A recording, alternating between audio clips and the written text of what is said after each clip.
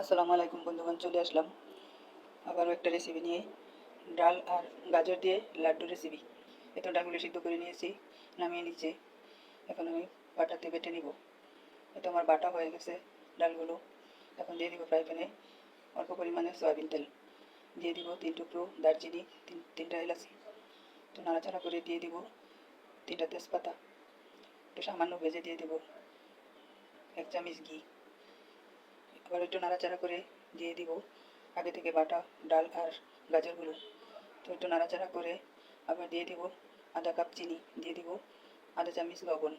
এখন দিয়ে দিব আধা কাপের মতো সুজি, সাথে দিয়ে দিব নারিকেল কুড়ানো।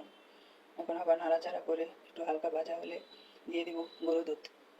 গরুর দুধটা দিচ্ছি এই জন্য যাতে অনেক সুস্বাদু হয়। আবার নাড়াচাড়া করে অনেকক্ষণ ভেজে ভাজতে ভাজতে একটু কালারটা চলে আসে, আবার নামিয়ে নিচ্ছি। এই তো হয়ে যাচ্ছে আমার লাড্ডু।